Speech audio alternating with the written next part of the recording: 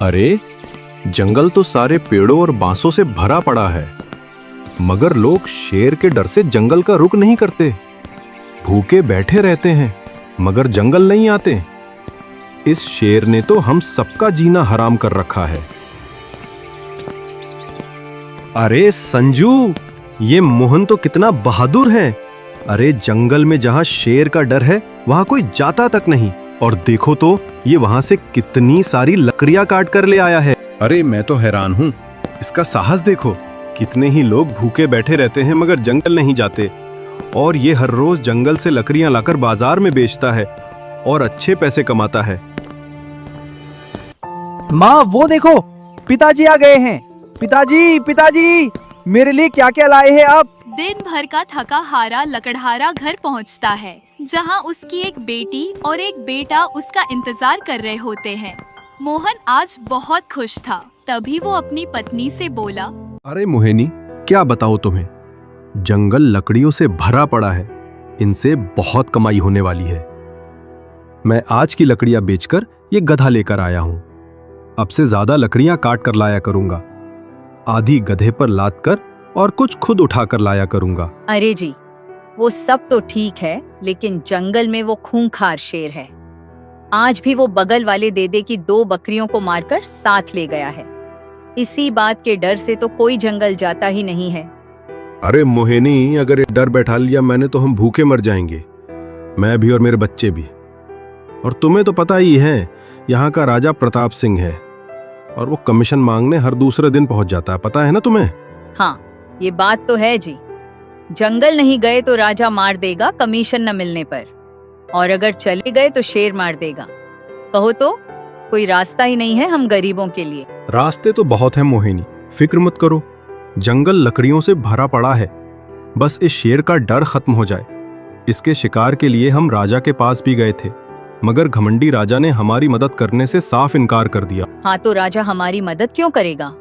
वो तो चाहता ही है कि हम गरीबों का नुकसान होता ही रहे, और तो और वो तो हमारे खून तक को पी जाना चाहता है। हम अगर पी नहीं पाएगा वो हमारा गरीबों का खून। खैर छोड़ो इन बातों को। अच्छा बताओ, आज राजा और उसके सिपाही कमीशन लेने तो नहीं आए थे गांव में? नहीं नहीं जी, आज तो कोई नहीं आया। खाना मैंने बना दिया है, आप हाथ मुंह धो लीजिए, फिर हम सब मिलकर खाना खाते हैं। लगता है थोड़ी देर में बारिश होने लगी। खाना खाकर वो सब सोने चले गए थे। तभी मोहन की आंख खुल गई और वो उठकर बैठ गया। अरे, ये किस चीज की आवाज आ रही है? लगता है गधा खेत में घुस चुका है, सारी फसलें खराब कर देगा। अब उठकर जाकर इसे बांधना पड़ेगा। मोहनी को कहा भी था कि इसे बांध ले, मगर लगता है वो गधे को बांधना भूल गई। इतना कहकर मोहन घर से बाहर आया। बाहर बहुत अंधेरा था, कुछ साफ नजर नहीं आ रहा था। मोहन अपने खेत की तरफ चलने लगा। वहाँ कुछ हलचल महसूस हुई, कोई जानवर था। मोहन ने समझा कि वही गधा है। उसने उसे कान से पकड़ा और घसीटता हुआ अपने घर की तरफ बढ़ने लगा। शेर भी हैरान हो गया और दिल ही दिल में बोला, अरे ये क्या आफत है, इसने तो मुझे कान से पकड़ रखा है। लगता है कोई बहुत ही खतरनाक बला है। ये इंसान तो नहीं लगता। अरे, मैंने तो यहाँ के इंसानों को डरा रखा था और ये मुझे ही डरा रहा है। फिर मोहन ने शेर को गधा समझकर अपने घर के आंगन में एक मजबूत रस्सी से बांध दिया और खुद मजे से जाकर सो गया।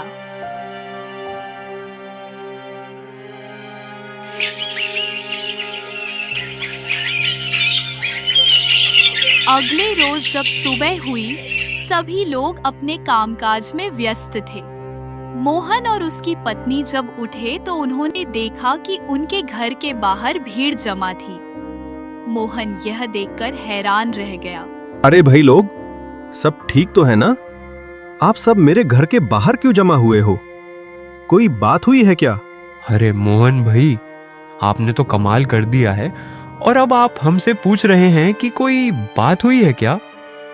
अरे भाई, आपने शेर को पकड़कर अपने आंगन में बांध रखा है। अरे भाई, कौन सा शेर वेर की बात कर रहे हो आप सब? वो तो गधा है, कल ही मैं उसे खरीद के लाया हूँ। रात को वो फार्म में घुस गया था तो मैंने उसे फार्म से पकड़ के आंगन में बांध दिया। अरे मोहन भाई, क्या आप भी ना हमारा साथ मजाक कर रहे हो क्या? चलो चलो, खुद ही देख लो, आपके आंगन में शेर बंधा हुआ है। मोहन जब ये देखता है तो डर के मारे बेहोश हो जाता है। उधर पूरे राज्य में मोहन के बहादुरी के चर्चे होने लगते हैं, क्योंकि उसने शेर को पकड़कर गांव वालों को बड़ी मुसीबत से बचाया था। जब ये खबर वहाँ के राजा तक पहुँची तो राजा गुस्से से चिल्लाने लगा। महाराज, मैं एक बहुत बड़ी खबर लेकर आया हूँ। महाराज, गांव में एक आदमी है, मेरी मुखबिरी के हिसाब से मेरे एक बहुत ही खास आदमी ने बताया है। उसका नाम मोहन है। उसने शेर को पकड़कर अपने आंगन में बांध रखा है। क्या? इतना बहादुर आदमी? तो ये तो हमारे लिए एक बहुत बड़ा खतरा है। सिर्फ इतना ही नहीं महाराज, लोग इसकी जय जयकार कर रहे हैं। पूरे गांव में इसके नारे लगाए जा रहे हैं। महाराज, इसे खत्म करना होगा। ऐसा बहादुर आदमी आपके लिए एक बड़ा खतरा बन सकता है। हाँ, बात तो सच है। चलो फिर चलते हैं। आज गांव में देखते हैं कि किस बहादुर इंसान ने हमारे राज्य में जन्म लिया है। इस तरह राजा अपने सैनिकों के साथ उस गांव पहुंचा जहां लोग उसके डर और खौफ से कांप रहे थे। राजा ने वहां पहुंचते ही सबसे पहले वहां के लोगों से मोहन के घर का पता पूछा। महाराज, मैं तो आज आपके पास ही आ रहा था।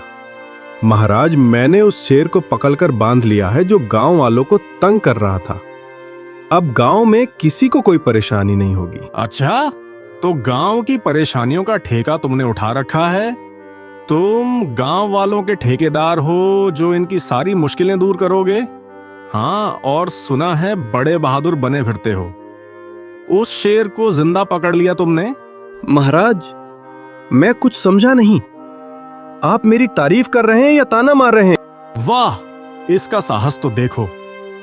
मेरे आगे कैसी जुबान चला रहा है। मैंने सुना है तुम गांव वालों को मेरे खिलाफ भड़का रहे हो और बड़े बहादुर बनते फिर रहे हो। आपने गलत सुना है राजा साहब। मैं तो अपना काम करता हूं। मैंने किसी को भी आपके खिलाफ नहीं किया है, मेरा यकीन कीजिए। सैनिकों, क्या देख रहे हो तुम लोग? इसका सिर कलम कर दो और वो जो इसका बेटा है उसे भी मार डालूं। राजा का हुक्म सुनते ही मोहन घबराकर कांपने लगा और जमीन पर गिड़गिड़ाने लगा। राजा जी, मुझे माफ कर दीजिए, मेरे बेटे को छोड़ दीजिए। खामोश, अपनी जुबान बंद रखो। सैनिकों, इसके बेटे को भी पकड़ कर ले आओ। शेर का बच्चा अक्सर शेर ही होता है। अगर इसके बेटे को छोड़ दिया तो वो जरूर हमसे बदला लेगा। जो हुक्म महाराज। मगर ये जो एक औरत और एक बच्ची है, इन दोनों का क्या करना है? इनका क्या, ये औरत तो अपने पति और बेटे के दुख में 2-4 दिन की जिंदगी ही जी पाएगी। और रही बात इस छोटी सी नन्ही सी लड़की की, तो ये हमारा क्या ही बिगाड़ पाएगी। मोहन का परिवार रोता रहा, मगर राजा को दया नहीं आई। जब मोहन को कत्ल कर दिया गया तो उसकी बेटी ये सब देख रही थी, और जब उसके भाई को भी मार दिया गया तो उसकी माँ इस सदमे से वहीं दम तोड़ गई।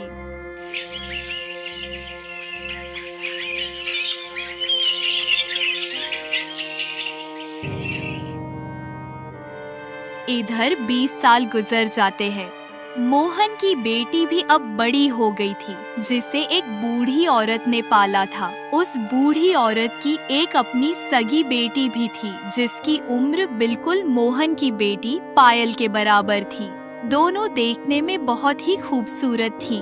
अरे बेटी पायल और संजना, मैं बहुत सालों से देख रही हूँ कि तुम दोनों आपस में बहुत ही गहरी बातें करती हो, लेकिन जब मेरी नजर तुम लोगों पर पड़ती है तो तुम दोनों एकदम चुप हो जाती हो। ऐसा क्यों?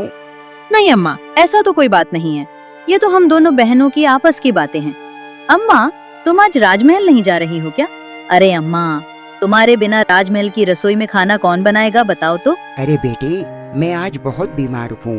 अगर आज मैं राजमहल नहीं गई और रसोई का काम नहीं हुआ तो वो दुष्ट राजा आकर हमारे झोपड़े को आग लगा देगा।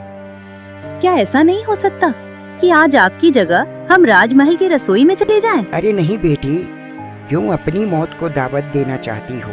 अगर राजा को पता चल गया तो वह तुम दोनों को वहीं पर मार डालेगा। अरे माँ, तुम तो जानती हो कि मैंने बचपन से ही युद्ध में खुद को कितना प्रशिक्षित किया है। तुम्हारी बेटी को कोई नुकसान नहीं पहुंचा सकता। माँ, आज वैसे भी तुम्हारी तबीयत ठीक नहीं है, आज तुम आराम करो।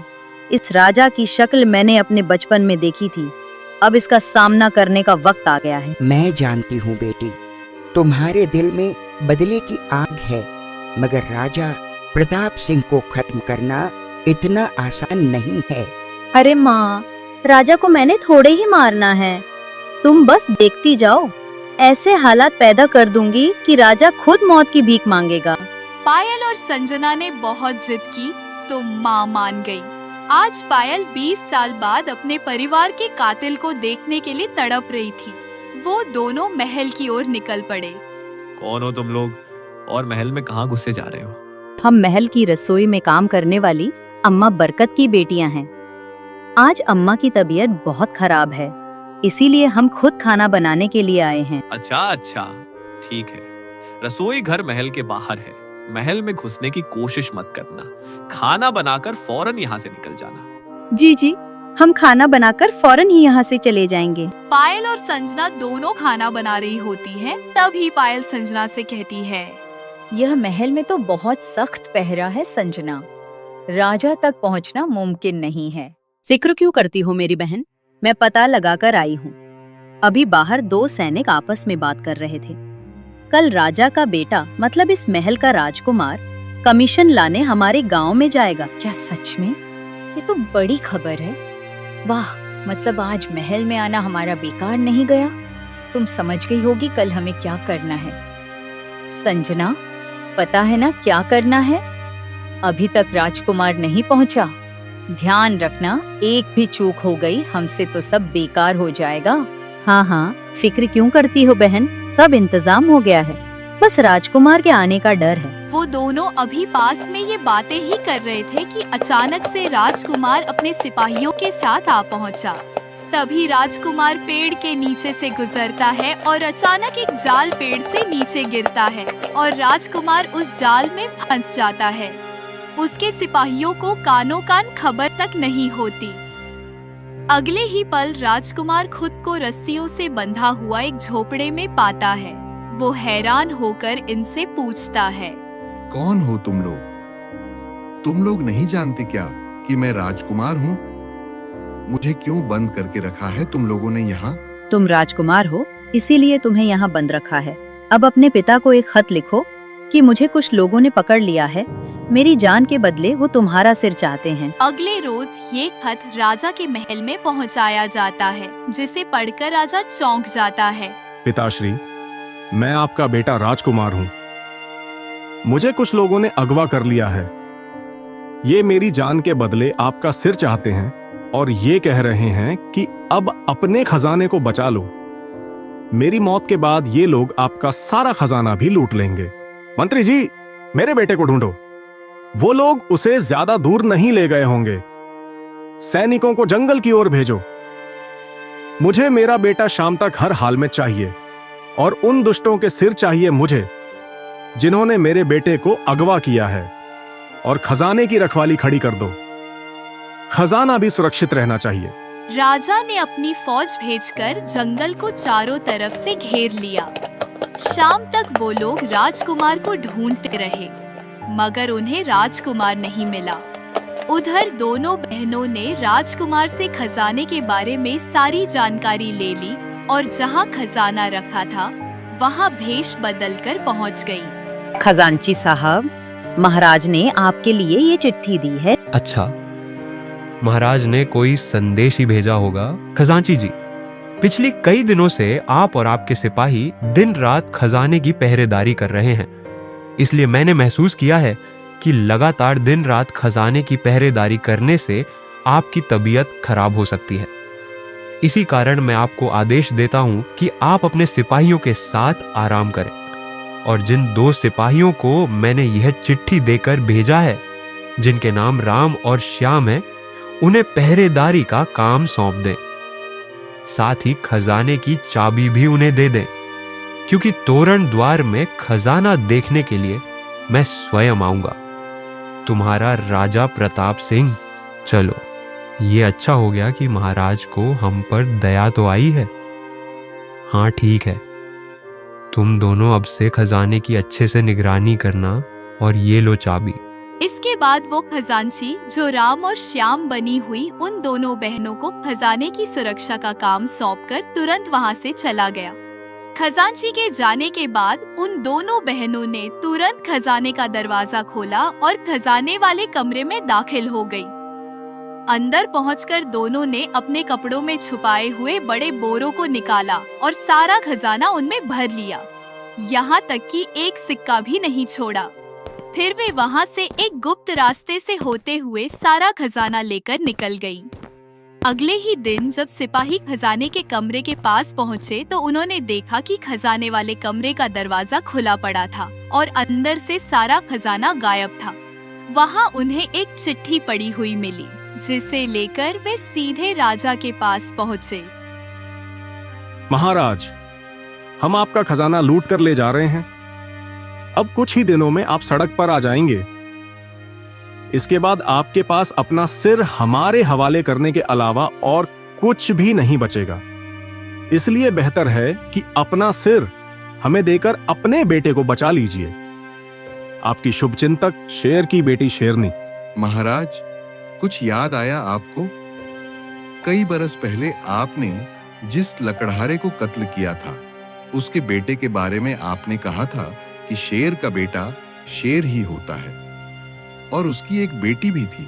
हाँ हाँ, याद आया। उसके बेटे को तो मैंने मार दिया था, मगर उसकी एक बेटी भी थी जिसे मैंने नन्ही सी लड़की समझकर छोड़ दिया था।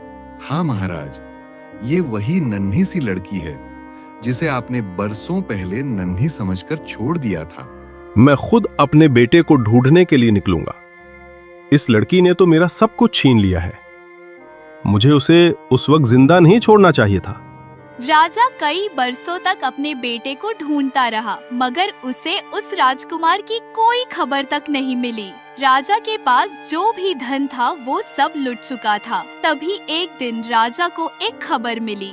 महाराज, अनर्थ हो गया है। महाराज, हमारे सभी सैनिक हमारे राज्य को छोड़कर दूसरे राजा के राज्य में चले गए हैं, क्योंकि हमारे पास खजाना न होने की वजह से हम उन्हें धन नहीं दे पा रहे थे, और उस राजा ने युद्ध का ऐलान कर दिया है। क्या मंत्री जी, अब हमारे पास कोई रास्ता नहीं बचा? गांव वालों ने भी बगावत कर दी है। मंत्री जी, अब आप ही मेरे बेटे को बचा सकते हैं। मैं अपना सिर काट कर दे रहा हूं। आप उस दुष्ट लड़की के पास पहुंचाकर मेरे बेटे को बचा लीजिए। इतना कहकर राजा ने अपनी ही खंजर से अपना सिर काट दिया। मंत्री वो सिर लेकर गांव में पहुंचा। जब ये खबर पायल और संजना को मिली तो उनकी खुशी का ठिकाना न रहा। उन्होंने तुरंत राजकुमार को छोड़ दिया। राजकुमार ने जब अपने पिता का कटा हुआ सिर देखा तो वह वहीं दम तोड़ गया। इस दुष्ट राजा ने आज से 20 साल पहले मेरे पिता की हत्या की थी, मेरी आंखों के सामने, और मेरे भाई को सिर्फ इसलिए मार दिया था क्योंकि वो मेरे पिता का बेटा था, और ये कहकर मार दिया था कि शेर का बेटा शेर ही होता है, ताकि वो कभी बदला ना ले सके। और मुझे इसने सिर्फ इसलिए जिंदा छोड़ दिया था कि ये छोटी सी लड़की है, मेरा क्या बिगाड़ लेगी। 20 साल से मैंने हर पल इस दिन का इंतजार किया है। गांव वालों, ये सारा खजाना जो इस दुष्ट राजा ने कमीशन के नाम पर तुमसे वसूला था, वो सब अब तुम्हें लौटाया जाएगा। बेटी, न तो तुम कोई हत्यारिन हो और न ही कोई चोर। बेटी, न तुम हैरान हुई और न ही कोई चूक की। तुमने किसी को भी नहीं मारा और अपने दुश्मनों को मार भी दिया, और फिर गांव वालों का लूटा हुआ खजाना भी सही सलामत गांव वालों तक पहुंचा दिया। अरे, हम तो धन्य हैं कि तुम्हारे जैसी बेटी ने इस गांव में जन्म लिया है। आज से मैं तुम्हें हमारे राज्य की रानी घोषित करता हूँ। ये सुनते ही वहाँ सब लोग खुशी से झूम उठे।